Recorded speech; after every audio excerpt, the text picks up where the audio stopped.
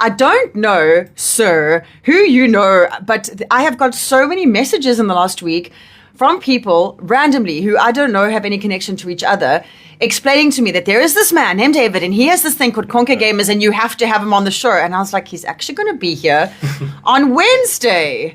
So thank you to all your angels that are doing your work on your behalf. I pay a lot of people. Excellent. So I just want to say a very big welcome to Radio Play ZN. Thank you so much for reaching out. So you were at DevConf, is that right? Yeah.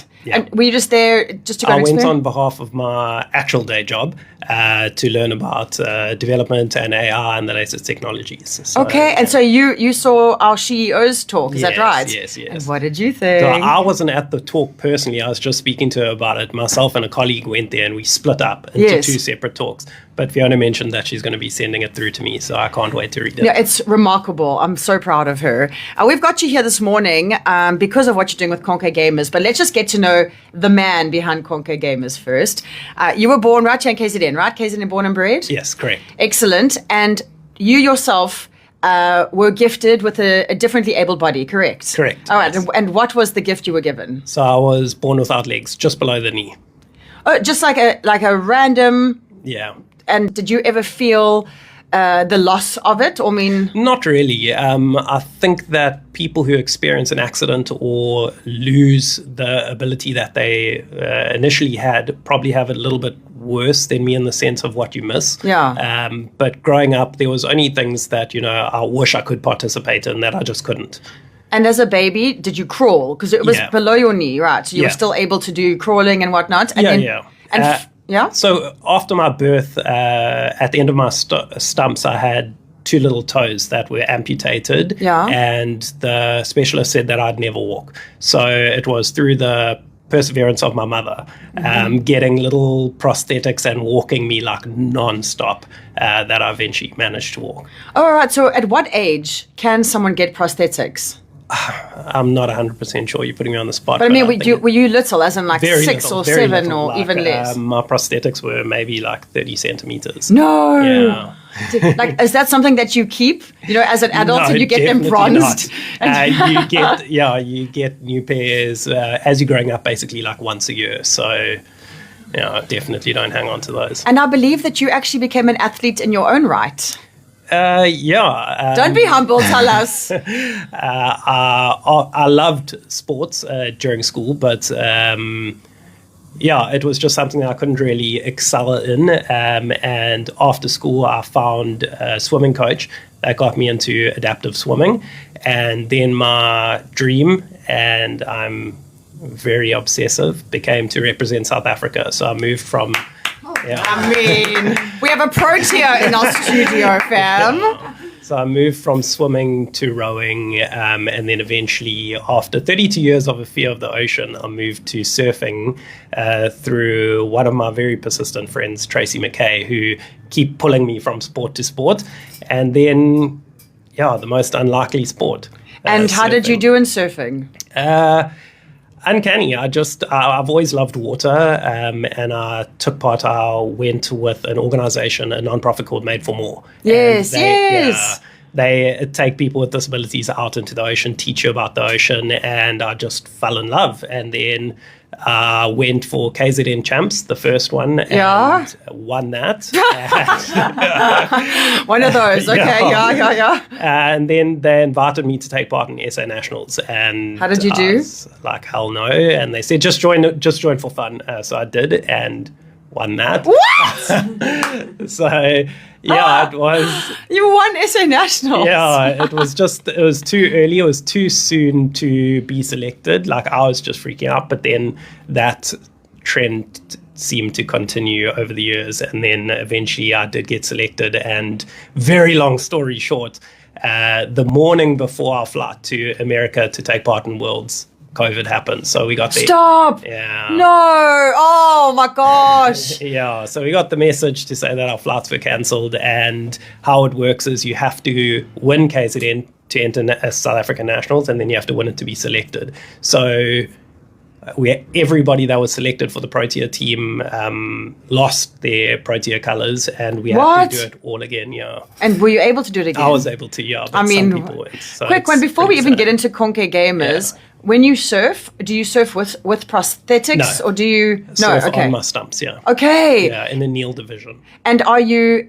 So is it? Do you still have to be goofy or natural, or is it equal? Natural. Are you natural? Yeah, Okay. yeah. So Devik, do you know what natural means? His right stump is back, not his left. Oh, wait again. He wasn't even listening. This one, I'm trying to teach him things because Devik. May I tell your surfing story? Yeah, you can. So Devik actually doesn't swim. He's not a swimmer. Yeah. But you surf. Like at all? No, but we went to Umzumbe surf camp and we all did a surfing lesson together and he did better than all of us. Oh, nice. And I was so proud of him for going out in the water knowing that if he came off the board, he didn't have the ability to swim. There's a lot of people at Made for More as well. Same situation. It is remarkable. Mind-blowing. Okay, so the reason we've got you here today is because you partner with Able Gamers, which is apparently an American and Brazilian non-profit. Is that right? Correct, And now yes. dedicated to improving accessibility in gaming. And you brought the adaptive controllers and inclusive gaming solutions to South Africa. And I am embarrassed to say that not one time did I ever think about adaptive gaming. This is, and I'm thank you for opening our eyes to this because, you know, when you think about gaming, and a lot of people game, we've got a gamer right here in the room. I just never thought, oh my gosh, if someone's arms or hands don't work, they're not able to use the controller. So how did you get into gaming? And how is it because you can game? I mean, you aren't, correct, yeah. exactly, everything's Yeah. perfect for you. Yeah. So what was it about your gaming, your love of gaming, and then your choice to move into the adaptive gaming space? So, due to my disability, my schooling career, my entire schooling career, I was bullied. Where did you school? It's okay, no. Let me tell you, yeah. things have changed. Yeah, it's not since. about the schools, exactly. it's about the people. Glenashie Junior, Yes. Glenashie Senior, and then Northwood. Okay, well, look, Yeah. that is a able-bodied high school Yeah, of correct. boys, Yeah. and you get bullied these days for Yeah. anything. Let's be honest. Correct. Someone's got a skin color, a mole, Yeah. a nose, an eye. It's so. Yeah. And you happen to have stumps. Yeah, correct. So- yeah, I think that's when I first actually realized that I was disabled, when people pointed it out. And through that, I was very introverted, still am. And Nintendo, I'd come home and I'd just turn on my Nintendo and I'd escape into this world. And that was what I did basically every day. And that's what got me through. And it's not an exaggeration to say that gaming's literally saved my life on more than one occasion. And just last year, I was thinking that I wanted to do something externally involving gaming because it's such a passion of mine. And then I stumbled across Able Gamers. Like, I wasn't combining the two at all in terms of disability and gaming. I But appreciate your use of the word stumbled across. I appreciate you. Just come with jokes this one. and yeah, it was just that moment that I'm like, oh my God, like this world that because of my disability saved my life, this gaming world, there are people that are in same if not worse situations that are unable to enter this world where it should just be a world without judgment and a world that you can actually do things that you can't do in real life. Oh, man. So I reached out to, and at that stage, and I'm still with Made for More, that just that combination of disability, inclusion, and gaming, reached out to Able Gamers, and Chris from Able Gamers, Christian, he messaged me the same day. And he's Wow. like, yeah, we keen, like, we'll help you with whatever. And immediately sent me packages of the controllers and stuff. Wow. And then, yeah, it started off, better than I thought, where, we met just candidates through my prosthetist and stuff like that and started working with them. And there were things that we needed, like the 3D printed adapters. Like, we would meet with a candidate and they'd say like, oh, I wish we could change this. Yeah. And I reach out to people to say like, hey, can you, make this or do this? And then I'm massively impulsive and the most impatient person in the world. So after a week, if they hadn't gone back to me, I was like, oh my God, I need a 3D printer. So I would need to know this man's birth numbers. Be like, what star sign is he? This one running at the problem like this. Yeah. Because he came in, and I mean, I showed Shio as well. David came in with the cutest gold 3D printed capybara holding a controller with headphones on. Like, I'm obsessed. I even said, wouldn't this make a great tattoo? So I presume that you have got 3D printing down now. From what I'm holding in my hand, yeah, I yes. guess. So that's fairly, although it looks epic, it's fairly simple to do something like that. The more the controllers and the adaptions and those type of things are a lot more difficult to figure parts. out. Correct. Yeah. Yeah, I'm still teaching myself as we go. Okay, so what makes an adaptive or adapted controller different from the controller as it comes standard? Okay, so basically what we deal with is people with limited mobility in any sense, also visually and hearing disabilities, any form of disability. Of course. Yeah. People want to play, but they don't have sides. Correct, yeah. Oh my gosh, you are just, And mental and cognitive. So Of it course. involves all of them. But in the question you're posing around the controllers is that, let's just use a simple example that even easier example, if somebody has one hand, or they have a limited mobility that they can't bring their hands close enough together to hold a standard controller. How it actually works is each of the big organizations, and then PC has a few more options, have a centralized hub that will link into the console. Yeah.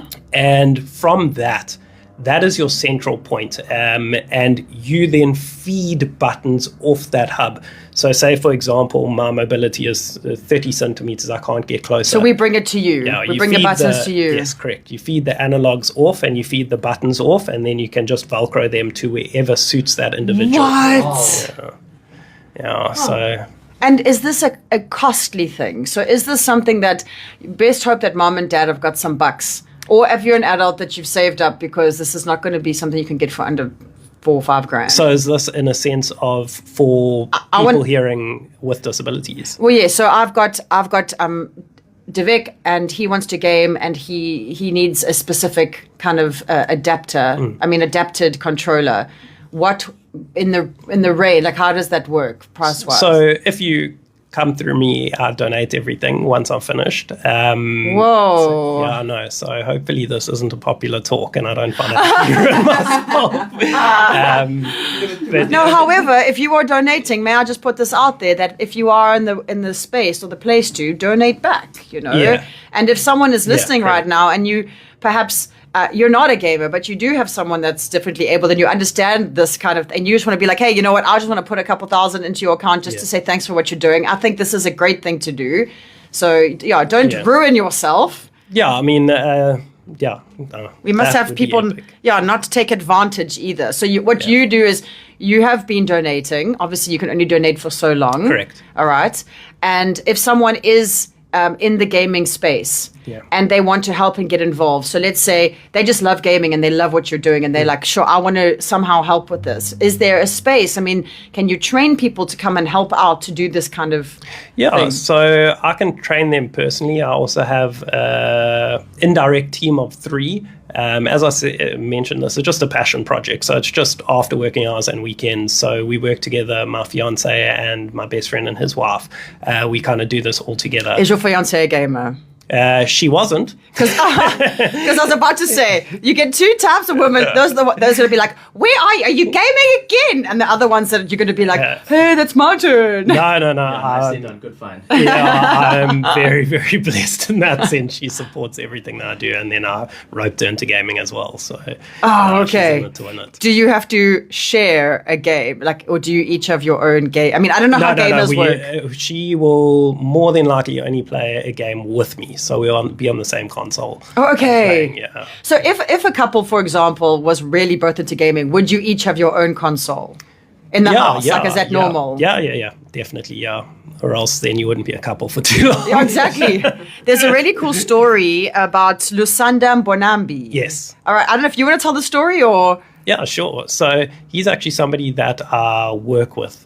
And I just came across him and he was just an absolutely amazing person. And I didn't even know that he had any form of a physical disability. And when I did find out at birth, his umbilical cord had wrapped around his hand. Oh. And prevented his fingers from developing 100%. What? So initially, it was just almost like fate, just somebody that was an amazing human that I could meet with and discuss these things with and be open and honest and sort of learn from him and leverage from him. And basically for him, he can actually handle a standard controller. I mean, I don't think there's anything he can't do.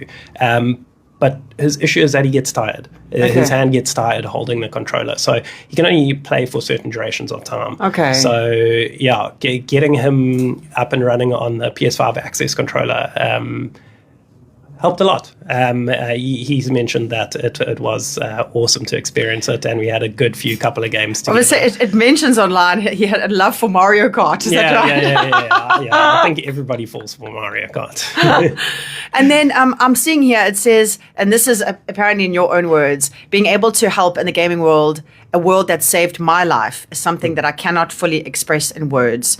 Creating connections for people with disabilities, helping them build relationships, and participating in a world I love is just such an incredible feeling.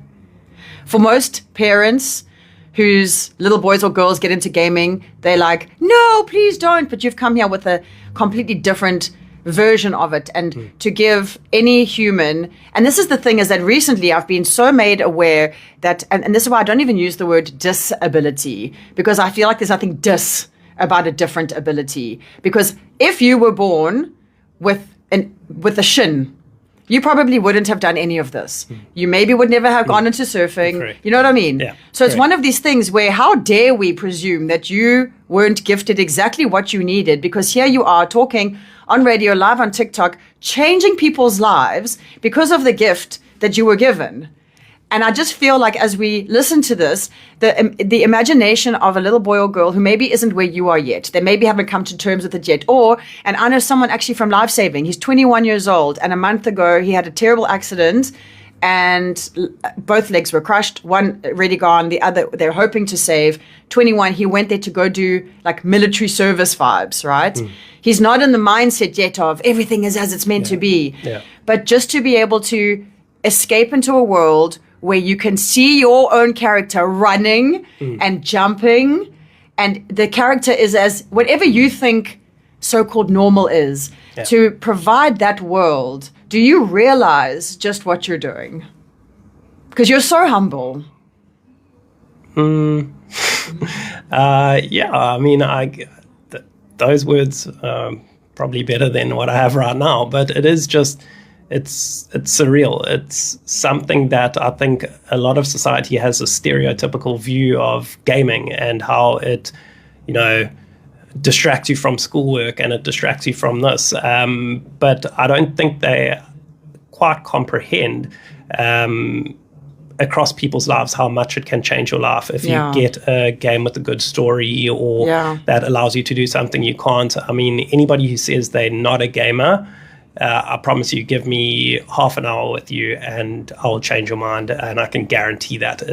You can't say that you're not a gamer if you haven't given it a chance. You just need to understand the person and understand what the person values in life and what they want to get out of life, and there will be a game for it that gives you that feeling. And I mean, we speak about disability here and how people can do things that we think maybe they can't in the sense of gaming. And I think that's what hit me so hard, is that there are hard barriers into gaming for certain disabilities where it's just physically impossible.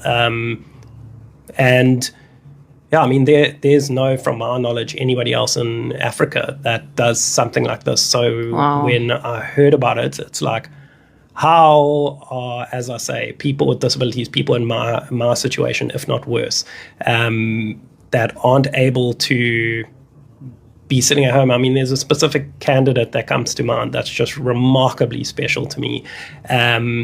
That's able to sit up for about 2 hours in a day, or at 2 hours at a time at least. And if you figure yourself in a situation where, and not in this person's case, but if you paralyzed and you can only sit up for 2 hours and you're at home or you're at some place and all you can do is sit there or read, there's not only these controllers, there's also AR facial tracking technologies that that you can configure to a PC. There's actually, strangely enough, more international organizations are helping than local ones. And one of the Yeah. organizations in UK, Sense Pilot, basically gives us lifetime membership to their software for whoever we need. Wow. And it's phenomenal. And that uses your webcam in your PC, and it links How to amazing.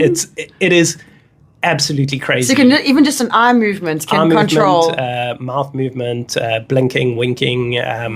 Wow. This is incredible. Yeah, it's honestly phenomenal.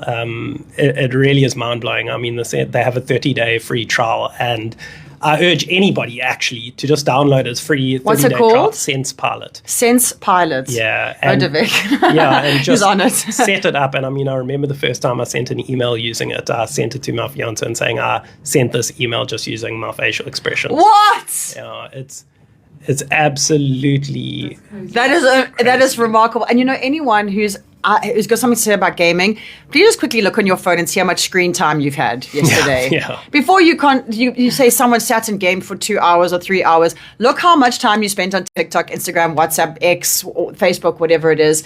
And more than that, and I really to use someone else's life circumstance to compare to yourself, I'm not into that.